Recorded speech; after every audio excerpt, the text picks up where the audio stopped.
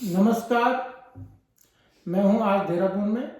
हमारे बीच में है वरिष्ठ राज्य आंदोलनकारी व राजनीतिक एवं समाजसेवी श्री रघुवीर सिंह बिष्ट जी।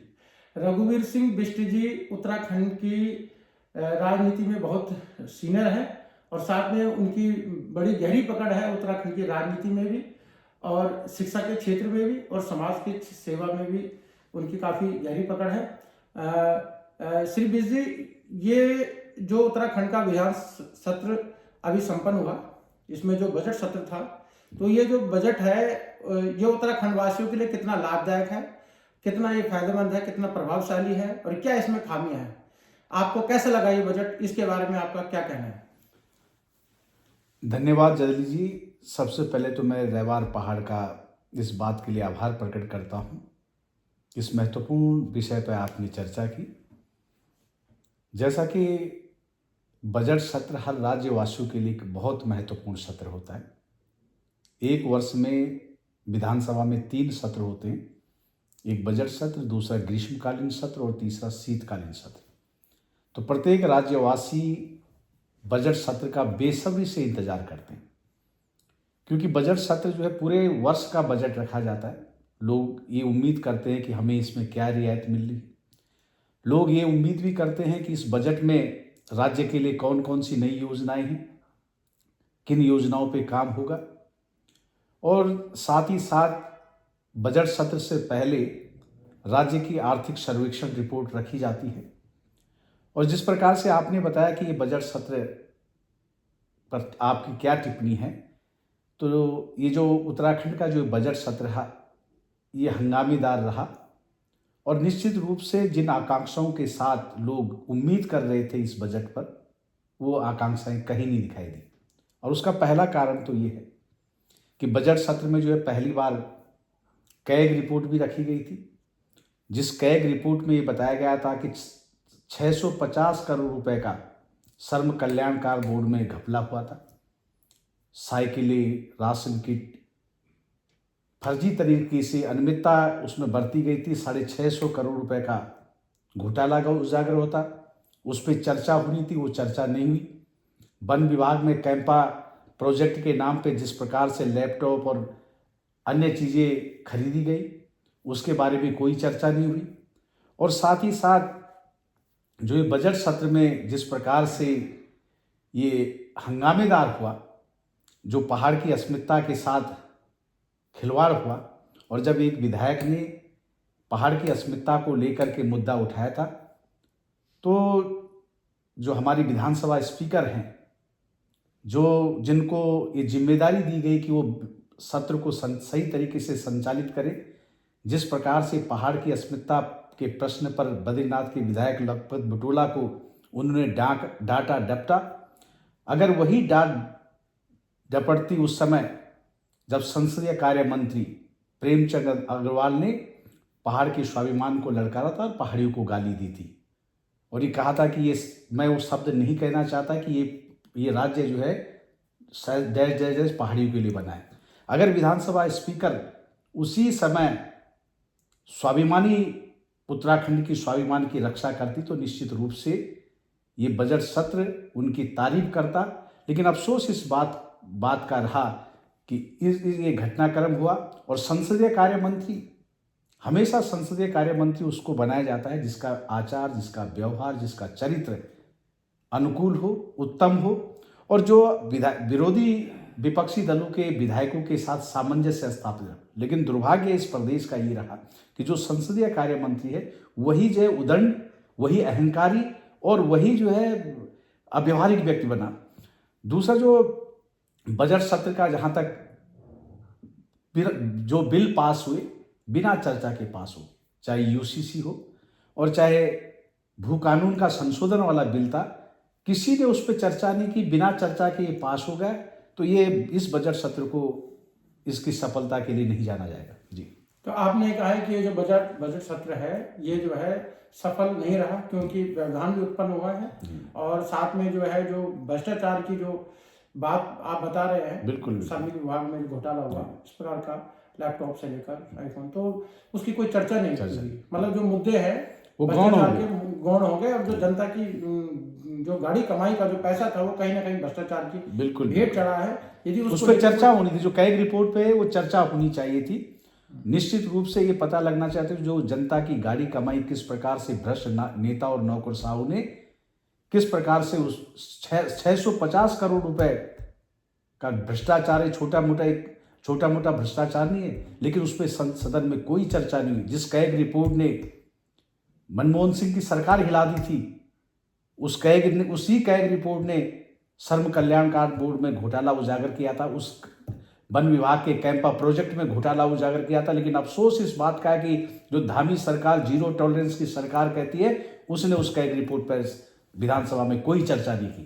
तो कहने का मतलब ये है कि जो जनता के पैसों से जो ये सत्र चलाया जाता है, जनता का पैसा इसमें लगा रहता है, तो जनता की जब हितों की बात आती है, जनता के लिए जो ये पैसा आवंटित हुआ था उसमें जो भ्रष्टाचार हुआ है उसको लेकर सदन में किसी प्रकार की कोई चर्चा नहीं हुई, जो कि दुर्भाग्यपूर्ण रहा। अब इसके बाद हम आपसे चर्चा करते हैं जो ये यूसीसी बिल अभी पारित हुआ है, यूसीसी बिल के बारे में आपका कहना है, ये कितना सही है कितना गलत है, इसके बारे में आपका क्या कहना है? देखो जदली जी, जो यूनिफॉर्म सिविल कोड बिल होना तो ये चाहिए था कि ये पहले भारत की पार्लियामेंट में पास होना चाहिए था, जब पूरे देश के लिए, क्योंकि नागरिक किसका होता है, आदमी देश का होता है।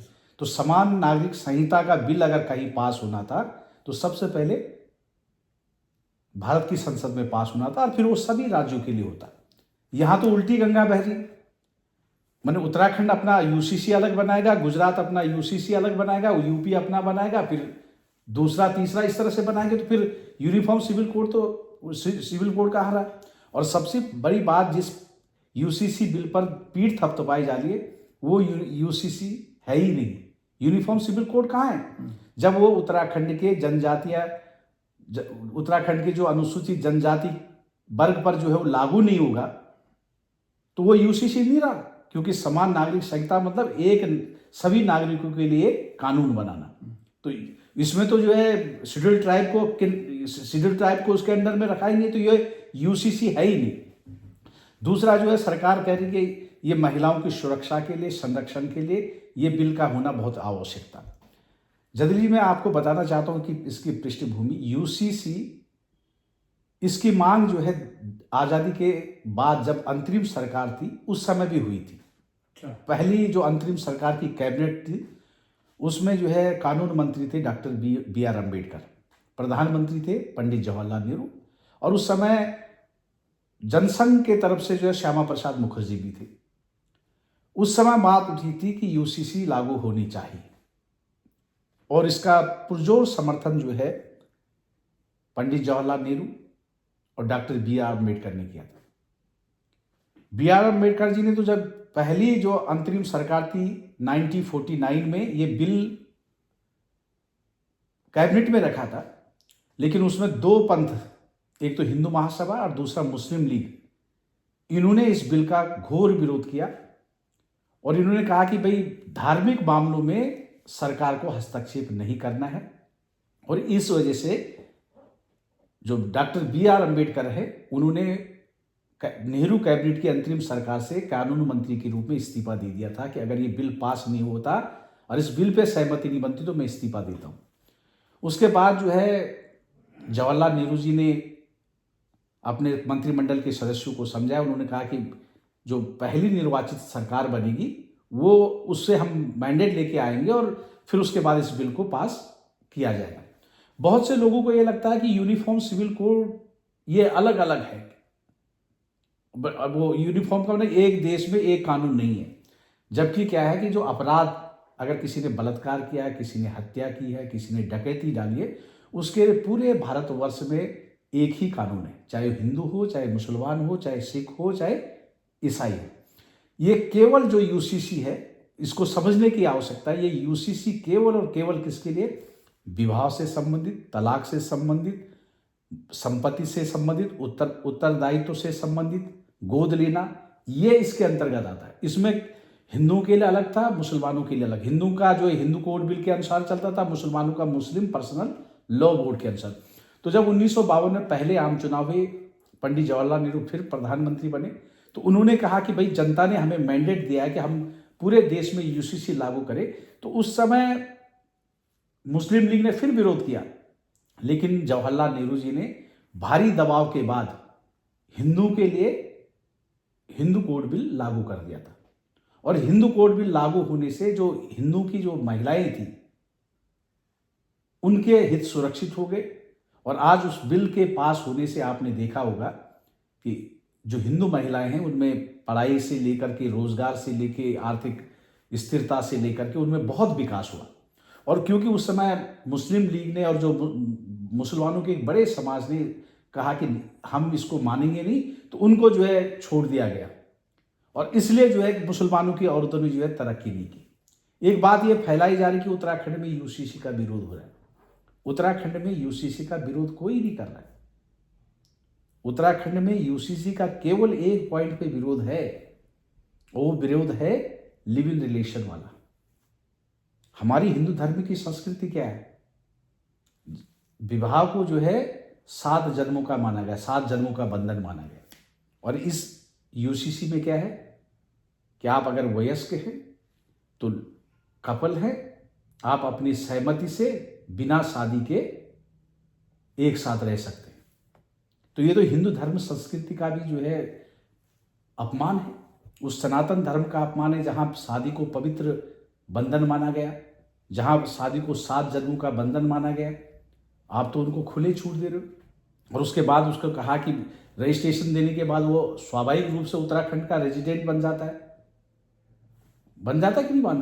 तो आप जो है सनातन धर्म के, क्योंकि सारी परंपराएं कानून से नहीं चलती है, कुछ परंपराएं जो है परंपराओं से भी चलती है। और हम तो पूरे देश को, उत्तराखंड तो ऐसा राज्य है जिसने पूरे विश्व को रास्ता दिखाया है, सनातन संस्कृति का रास्ता दिखाया है। और उसी राज्य में लिव इन रिलेशन जैसा कानून, क्या आप इस उत्तराखंड को जो है थाईलैंड बनाना चाहते हो? इस पे आपत्ति है, बाकी किसी पे आपत्ति नहीं। हम तो वैसे भी राष्ट्रवादी विचारधारा के, आपत्ति इस बात की है कि भाई ये कानून जबरदस्ती थोपने की आवश्यकता क्यों है उत्तराखंड में। इस बात पे जो है घोर आपत्ति है उत्तराखंड के लोगों को। आप देख रहे हैं कि पिछले कुछ समय से जब से ये नगर निकाय चुनाव हुए हैं, इसमें आपने देखा कि ऋषिकेश की हम बात करें, ऋषिकेश में जो है एक निर्दलीय प्रत्याशी चुनाव जीते थे और एक निर्दलीय प्रत्याशी चुनाव हारे थे। तो उसके बाद जो है कहीं ना कहीं देसी पहाड़ी की बात चली और कहीं ना कहीं वहाँ के जो क्षेत्रीय विधायक हैं प्रेमचंद अग्रवाल जी, और उनको लेके काफ़ी चर्चाएं हुई। और अभी जो हाल ही में जो विधानसभा सत्र में जो एक उनका बयान आया था, उस बयान को लेके भी सोशल मीडिया से लेकर अखबारों में कई बातें उभर के आई हैं, जिससे कहीं उत्तराखंड समाज में इसका कहीं ना कहीं जो है विरोध किया जा रहा है। और अभी हाल ही में बीच में जो और भी नेताओं के जो वीडियो जो वायरल हो रहे हैं, जिसमें कि कहीं ना कहीं ये दावा किया जा रहा है कि जो उत्तराखंडी है ये जो है इस राज्य से ही नहीं बल्कि बाहर से भी आए हुए हैं। जिसमें कि अभी सुबोध उनियाल जी का, जो मंत्री जी हैं, सुबोध उनियाल जी का भी एक वीडियो वायरल हो रहा है ना। इस तरह से प्रेमचंद अग्रवाल जी का वीडियो तो खैर वायरल हो ही रहा है, और अन्य लोगों के भी, ऋतु खंड जी का जो वो है वो भी वीडियो भी काफ़ी वायरल हो रहा है। तो ये जो परिस्थितियाँ बन रही है जो कि उत्तराखंड के लिए सही नहीं है, उत्तराखंड की राजनीति के लिए भी और उत्तराखंड के सामाजिक माहौल के लिए भी ये ठीक नहीं है कि भाई देसी पहाड़ी का जो मुद्दा है ज़्यादा चले। आप इस मुद्दे को कैसे देख रहे हैं? ये जो माहौल बना हुआ है कहीं ना कहीं प्रेमचंद अग्रवाल जी के खिलाफ, ऋतु खंड जी के खिलाफ या सुबोध उनियाल के खिलाफ, इस तरह का जो बयान चल रहा है, जो माहौल, जो विरोध की जो चल रही है इस समय धारा जो चल रही है, तो ये उत्तराखंड के लिए कितना नुकसानदायक है? आप इसको किस रूप में देख रहे हैं? देखो जदली जी, हम तो शुरू से ही राष्ट्रवादी विचारधारा के लोग रहे हैं। और उत्तराखंड वासियों का तो जो राज्य आंदोलन के दौरान एक नारा था कि हमें ना अंतर्द्वंद चाहिए, ना चाहिए पाखंड, हमें तो सिर्फ उत्तराखंड चाहिए, भारत राष्ट्र अखंड चाहिए। हम तो पहाड़ और मैदान की बात तो कर ही नहीं सकते। ये बहुत गलत फहमी है लोगों में कि जो प्लेन्स में है वो सोचते हैं कि हम उनको कहा, वो सोचते हैं कि हम उत्तराखंड, ये हमें उत्तराखंडी नहीं मानते, और वो जो है हम सोचते हैं कि हमें उत्तराखंडी नहीं मानते। जबकि उत्तराखंड का जो मूल निवासी है उस बात को मानता है कि नारसन से लेकर के और अस्कोट तक, पिथौरागढ़ तक, आराकोट तक, जो भी उत्तराखंड की राज्य की परिसीमा में राज्य बनने से पहले से रह रहे हैं, वो यहाँ के निवासी हैं। और ये भू कानून और मूल निवास की बात आ रही है, इसमें कुछ गलत फहमियां है लोगों को, प्लेन्स वालों को, कि ये केवल पहाड़ के लोग मांग रहे हैं। ऐसा नहीं है। 1950 से जो हरिद्वार डिस्ट्रिक्ट के, चाहे मंगलोर में हो चाहे रुड़की में हो, जो व्यक्ति रह रहा है वो उत्तराखंड का मूल निवासी है। मूल निवास 1950 और भू कानून केवल पहाड़ी जिलों के लोग नहीं मांग रहे हैं, बल्कि उधम सिंह नगर का वो व्यक्ति भी, नानक मत्ता का वो व्यक्ति भी मांग रहा है, जो 1950 से यहां रह रहा है। ये पहले बहुत लोगों में कंफ्यूजन है कि केवल जो है पर्वतीय जिलों के लोग ही भू कानून और मूल निवास मांग रहे हैं। केवल पर्वतीय जनपद के लोगों को ही उससे फायदा नहीं होना, जो मैदानी लोग, उत्तराखंड के जो मैदानी जिले हैं, उनको भी फायदा होने वाला है। तो सबसे पहले तो ये बात अलग किनारे फेंक दो कि भाई जो मैदानी क्षेत्र के लोग हैं वो ये सोच रहे हैं कि मूल निवास और भू कानून का मुद्दा केवल पर्वतीय जनपदों है। हम उनकी भी लड़ाई लड़ रहे हैं। अब बात आई ऋषिकेश चुनाव से। मूल निवासी कौन है 1950? मूल निवास एक्चुअली में केवल और केवल उसके लिए बनी थी अनुसूचित जाति और जनजाति के लोगों के लिए। जो प्रेसिडेंशियल रूल है 1950 का, कि जब देश आजाद हुआ, जब देश में संविधान लागू हुआ, तो 1950 डेडलाइन की थी कि अनुसूचित जाति और जनजाति का व्यक्ति जिस राज्य में निवास कर रहा है उसको उसी राज्य का माना जाएगा और उसकी सुविधाएं, जो सरकारी सुविधाएं हैं, चाहे स्कॉलरशिप से लेकर चाहे रिजर्वेशन से लेकर के, उसी राज्य में मिलेगी। ये बात यहां से उठी है कि बिहार से शंभू पासवान, उसका जो नेटिव प्लेस है, अनुसूचित जाति का है, वो कहां से बिलोंग करता है? बिहार राज्य से। तो वहीं से जो है उसका वो मिलना चाहिए था, क्या उसको जाति प्रमाण पत्र वहीं से मिलेगा और उसका लाभ भी वहीं मिलना चाहिए। बात यहां से आई कि भारतीय जनता पार्टी के पास कोई ऐसा उम्मीदवार नहीं था कि जो मूल निवासी हो यहाँ का, उत्तराखंड का, उसको जो है भारतीय जनता पार्टी टिकट दे। और दूसरा सबसे बड़ी बात है कि एक ऐसे व्यक्ति को जो अनपढ़ व्यक्ति है, आखिर भारतीय जनता पार्टी की क्या मजबूरी है प्रेमचंद अग्रवाल की बात मानने की, कि एक अनपढ़ व्यक्ति को, जिसको अपने सिग्नेचर करने नहीं आ रहे, उस व्यक्ति को उस नगरी का, धर्म नगरी, जिसको इंटरनेशनल योगा सेंटर के नाम से पूरे विश्व में जाना जाता है, उसका प्रथम नागरिक बनाने की, उसको टिकट दिलवाने की विरोध यहां से शुरू हुआ। विरोध उसका नहीं है कि वो बाहर का है, विरोध इस बात का है कि अनुसूचित जाति और जनजाति के लिए जो मूल निवासी की अवधारणा है वो प्रेसिडेंशियल डिक्लेरेशन 1950 है, और फिर अनपढ़ को क्यों थोप रहे हो? यहां से जो है आवाज उठी थी और यहां से जो है इस बात की बात आई थी। यहां कहीं कोई पहाड़ और मैदान नहीं, पहाड़ और मैदान तो खुद मंत्री जी कर रहे हैं, संसदीय कार्य मंत्री।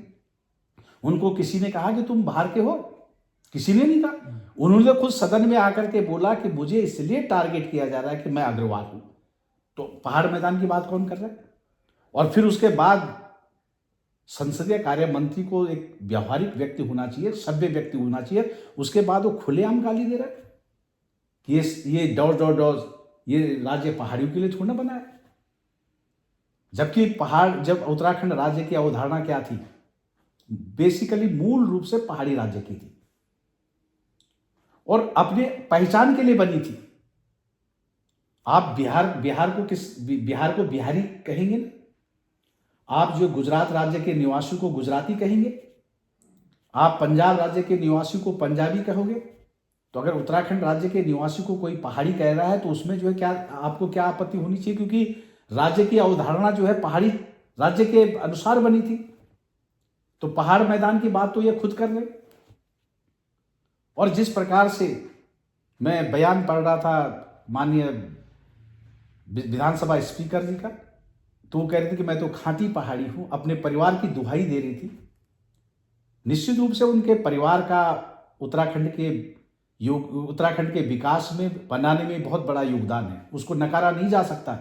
लेकिन पहाड़ के लोगों ने, उत्तराखंड के लोगों ने भी उनके परिवार को उतना ही सम्मान और प्यार दिया, चाहे उनके परिवार के लोग कांग्रेस में रहे हो और चाहे भारतीय जनता पार्टी में रहे हो, हमेशा सम्मान दिया। और जब जिस तरह से वो कह रही थी कि मैं अनुशासित फौजी की बेटी हूं, तो निश्चित रूप से ये अनुशासन अगर उस समय प्रेमचंद अग्रवाल के प्रति दिखाया होता तो निश्चित रूप से उत्तराखंड की जनता उनको सैल्यूट करती। लेकिन एक ऐसे विधायक के प्रति जो पहाड़ की अस्मिता की बात उठा रहा था कि भाई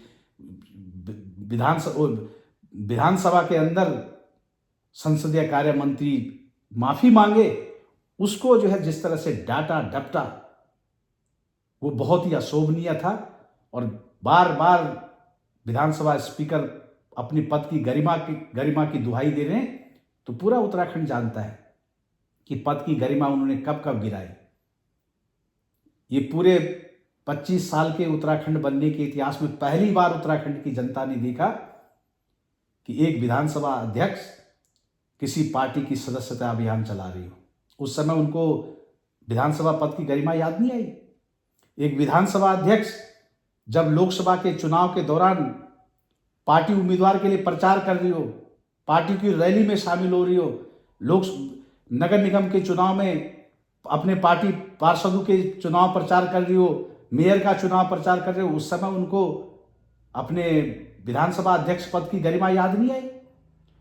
उस समय उनको अपने विधानसभा पद की गरिमा याद नहीं आई जब वो अपने पर्सनल जो सामान है, साड़ी का बिल देने के लिए वो विधानसभा के खर्चे में जोड़ती हैं। उस समय उनको अपने पद की गरिमा याद नहीं है जब गलत तरीके से उन्होंने कुछ लोगों को तो हटा दिया, और जो 2001 से लेकर के 2012 तक जो बिना एडवर्टाइजमेंट के, बिना रिटर्न टेस्ट के, बिना इंटरव्यू के जो बैकडोर एंट्री हुई थी, एक को हटा दिया, दूसरे को बचा दिया। तो विधानसभा अध्यक्ष का काल क्या होना चाहिए? निष्पक्ष होना चाहिए। लगना चाहिए कि ये संवैधानिक संस्था है, उनको किसी पार्टी का, वो अब किसी पार्टी के, बेशक वो पार्टी ने उनको विधायक बनाया हो, लेकिन जब विधानसभा अध्यक्ष बनता है तो उसकी अपनी गरिमा होती है, उस निष्पक्ष होना चाहिए। और ये इस बात से जो है उत्तराखंड की जनता उद्दलित है, क्योंकि उनके नाना जी तो कहा करते थे कि हिमालय टूट सकता है लेकिन झुक नहीं सकता। और पूरे उत्तराखंड की जनता ने देखा कि हिमालय पुत्र हेमंती नंदन बहुगुणा की नातनी जब प्रेमचंद अग्रवाल पहाड़ी समाज को गाली दे रहा था, उस समय उनका व्यवहार प्रेमचंद अग्रवाल के प्रति कैसा था, और जो पहाड़ की अस्मिता की बात उठा रहा था, लखपत बुटोला को किस तरह से उन्होंने डांटा डपटा था। इस बात का उत्तराखंड के लोगों में आक्रोश है। तो ये तो हो गई है विधानसभा सत्र की बात, और कैसा कैसा माहौल रहा, और जो मूल निवासी हैं, मूल निवास के ऊपर आपने बताया। भू कानून के ऊपर आप यदि, क्योंकि भू कानून इस समय उत्तराखंड प्रदेश का सबसे ज्वलंत मुद्दा है। हालांकि सरकार अपनी पीठ थपथपा रही है कि उन्होंने भू कानून पास कर दिया है। ये भू कानून कितना प्रभावशाली है और विपक्ष इस भू कानून को किस रूप में देखता है? देखो जल्दी, सबसे पहले तो धामी सरकार जो है इवेंट की सरकार है। अखबारों में देखिए, तमाम देहरादून से लेकर के पूरे उत्तराखंड में होल्डिंग लगी है कि सख्त भू कानून लागू करने पर धामी जी को बधाई, धामी जी को बधाई। ये इवेंट की सरकार है, कोई भू कानून लागू नहीं हुआ। उत्तराखंड में तो 2003 से तिवारी सरकार के दौरान ही भू कानून लागू हुआ था। और 2003 का जो भू कानून था, उत्तराखंड उत्तर प्रदेश भूमि विनाश अधिनियम 2003, उस समय लागू हो गया था तिवारी जी के समय पे। इस भू कानून को अगर लचर किसी ने किया तो वो भारतीय जनता पार्टी की सरकार ने किया, और 2018 से लेकर के 2024 तक इस कानून को जो लचर किया, तो लचर करने के जिम्मेदार भी यही हैं जो आज कह रहे हैं कि हमने सख्त भू कानून किया। 2003 का जो भू कानून था उसमें यह था कि उत्तराखंड राज्य में बाहर का कोई भी व्यक्ति 500 वर्ग मीटर जमीन खरीद सकता है, और वो भू कानून नगरीय क्षेत्र में लागू नहीं था। जो नगरीय क्षेत्र, जो नगर निकाय क्षेत्र उसमें लागू नहीं था। 2007 में जनरल खंडूड़ी जब मुख्यमंत्री बने तो उन्होंने 500 की सीमा को घटा करके 250 वर्ग मीटर कर दिया। उसके बाद जो है ये कंटिन्यूअस जो है 18 तक चलता रहा। जब 2018 में त्रिवेंद्र रावत की सरकार बनी तो उस समय ग्लोबल इन्वेस्टर समिट मीट करवाई उन्होंने यहाँ। तो उस मीट का एक बहाना बनाया गया कि भाई जो भू कानून 2003 उत्तराखंड में तिवारी जी के समय बना था उसमें संशोधन कर दिया गया। और उस संशोधन क्या किया था, 143A और 154(2) ये धाराएं जोड़ दी गई। और इस धारा में क्या क्या किया गया संशोधन कि जो पहला भू कानून था उसमें था कि भाई कोई भी व्यक्ति अगर इंडस्ट्री के लिए, अगर किसी ने बागवानी लेनी है या किसी ने इंस्टीट्यूट खोलना है, किसी ने प्राइवेट मेडिकल कॉलेज खोलना है तो वो 12.5 एकड़ जमीन तक ले सकता था, वो भी सरकार की परमिशन से। 2018 में भाजपा सरकार ने क्या किया कि जो 22.5 एकड़, जो 12.5 एकड़ की जो सीमा थी उसको हटा दिया था। कहा जो जितनी जमीन खरीद सकता है वो ले सकता है। उसके साथ साथ जो है 2018 में त्रिवेंद्र सरकार ने एक और क्लाउज जोड़ा था कि जिस प्रयोजन के लिए किसी व्यक्ति को, किसी संस्था को भूमि आवंटित की है और उसने भूमि खरीदी है, अगर वो 2 साल के अंतर्गत उस प्रयोजन में उस भूमि को नहीं लाता है तो सरकार उस भूमि को निहित कर देगी। लेकिन त्रिवेंद्र रावत की सरकार ने तो ये पाप किया, लेकिन इससे भी बड़ा पाप किसने किया? धामी सरकार ने तो वो 2 साल का प्रोविजन भी क्या कर दिया, हटा दिया। उसने कहा कि जितना भी आप लेना चाहो 2 साल के अंदर भी तुम्हारी भूमि जो है सरकार में निहित नहीं होगी। और जब ये निहित नहीं होगी तो उसके बाद यहां खुलेआम लूट खसोट शुरू होगी। और उसके मैं 2 उदाहरण आपको देना चाहता हूं। एक जॉर्ज एवरेस्ट का, मसूरी में जॉर्ज एवरेस्ट 722 बीघा जमीन, वो थी उत्तरांचल टूरिज्म डेवलपमेंट बोर्ड की, उत्तराखंड टूरिज्म डेवलपमेंट बोर्ड की। उसको जो है एक प्राइवेट कंपनी को दे दिया। कितने करोड़ में?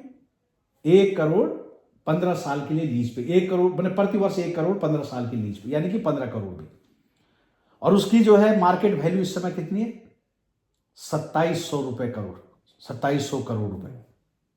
और सबसे बड़ी बात कि उस लैंड के समतलीकरण के लिए, लैंडस्केपिंग के लिए उत्तराखंड टूरिज्म डेवलपमेंट बोर्ड ने एशियन डेवलपमेंट बोर्ड से 20 करोड़ रुपए लोन लिया है।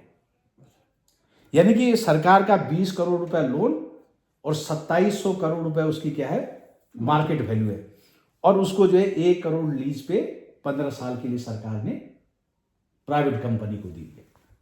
ये कहाँ का फॉर्मूला है, कहाँ की ये वो इकोनॉमिक्स है कि आप 20 करोड़ रुपए और 2700 करोड़ रुपए सरकार का लग करके और उसको जो है 1 करोड़ रुपए साल की लीज पे 15 साल के लिए आप दे दो। तो ये खुलेआम जमीनों की लूट थी। और इसी कारण उत्तराखंड का जनमानस उद्वेलित हुआ। उसने कहा कि उत्तराखंड में सख्त भू कानून लागू होना चाहिए और उसके लिए जो है आंदोलन हुआ। अब ये भू कानून कैसा आया, जिसको सख्त कह रहे, कि इसमें बताया गया कि हरिद्वार और उधम सिंह नगर को छोड़ करके उत्तराखंड में कोई व्यक्ति कृषि बागवानी के लिए जमीन नहीं खरीद सकता। यह नियम तो पहले भी था 2003 में, सरकार की परमिशन से ले सकता। अब इन्होंने कहा कोई जमीन नहीं ले सकता, लेकिन 250 वर्ग मीटर सब जगह ले सकते। अब दूसरा जो सबसे बड़ा कारण था, जो उसमें उत्तराखंड उत्तर प्रदेश भूमि विनाश अधिनियम 2003 की जो धारा 2 है, उसमें यह है कि उत्तराखंड का ये भू कानून नगर निकाय क्षेत्र में लागू नहीं, उसमें प्रभाव। तो भारतीय जनता पार्टी के लोगों ने सबसे पहले क्या किया, इसको लचर बनाने के लिए नगर निगम की सीमाएं बढ़ा दी, नगर पालिकाओं की सीमाएं बढ़ा दी। आपने देखा होगा पहले देहरादून में केवल जो है 60 वार्ड थे, जहां हम रह रहे हैं ना, ये नगर निगम क्षेत्र में नहीं था। लेकिन जब इसका विस्तार कर दिया तो अभी हर्रोवाला तक पहुंच गए। तो जमीनें तो उधर ही है ना, गाँव में। अब जब जमीनें गाँव में, तो ये भू कानून जो है लागू कहाँ नहीं होता है, गाँव में नहीं। ये जो भू कानून है वो नगरीय क्षेत्र में लागू नहीं होता। अब ऐसी कोटद्वार में लागू नहीं है, ऐसी रुद्रप्रयाग में लागू नहीं है। जो नगर निकाय है, यानी कि नगर पालिका और नगर निकाय में ये भू कानून लागू नहीं था। तो जो बाहर का माफिया है जो बाहर के लोग हैं वो ज़मीन जो है आपके झुकड़िया में लेंगे, मेरे ढंगल गांव में लेंगे। वो वहाँ क्यों लेंगे? क्योंकि उनको तो उससे फायदा है ही नहीं, वो तो बिजनेस वाले लोग हैं। तो वो ज़मीन कहाँ लेंगे? नगरीय क्षेत्र में लेंगे। और नगरीय क्षेत्र में भू कानून जो है क्या नहीं है? लागू नहीं है। तो ये भू कानून जो है लचर है या सख्त है, ये आप बता सकते हैं। दूसरा, ये कह रहे थे हिमाचल जैसा कानून। हिमाचल का कानून क्या है? हिमाचल का कानून है कि अगर कोई व्यक्ति हिमाचल का भी मूल निवासी है और वो खेती नहीं करता, तो वो जो है हिमाचल में कृषि भूमि नहीं खरीद सकता। जैसे यहाँ बनिया लोग हैं, क्योंकि पैसा बनियों के पास है, लेकिन वो खेती नहीं करते, वो व्यापार करते हैं, लेकिन वो यहाँ के मूल निवासी हैं। तो वो जो है पहाड़ों में कितनी भी जमीन या नगरीय क्षेत्र में या पहाड़ों में भी, उन पे नगरीय क्षेत्र पहाड़ वाला कुछ लागू है ही नहीं है, क्योंकि यहाँ के मूल निवासी हैं। तो वो तो जो है कितनी भी जमीन खरीद सकते हैं बाहर। होना क्या चाहिए था कि जिस प्रकार का हिमाचल का कानून है कि अगर कोई व्यक्ति कृषक नहीं है, मूल रूप से कृषक नहीं है, तो उसे कृषि भूमि खरीदने पर पाबंदी होनी चाहिए। ये पाबंदी कहीं दिखाई नहीं दे रही। तो कहने का मतलब है केवल लोगों के दिमाग में धूल झांकने के समान है, ये धूल झोंकने के समान है, जुमला है कि ये कानून जो है सख्त कानून है। जैसे हिमाचल में मैंने बताया, ऐसा नहीं कि हिमाचल में जमीन नहीं खरीद सकते आप, लेकिन कृषि भूमि नहीं खरीदते। और उसके लिए भी परमिशन लेनी पड़ेगी आपको। अगर नगर क्षेत्र में भी लेनी पड़ेगी तो यहाँ परमिशन लेने की जरूरत नहीं, वहां नगर क्षेत्र में रहने के लिए आपको परमिशन लेनी पड़ेगी। तो ये जो इस तरह से प्रचारित और प्रसारित किया जाता, क्योंकि इस पर चर्चा हुई नहीं, बिना चर्चा के ये बिल पास हो गए,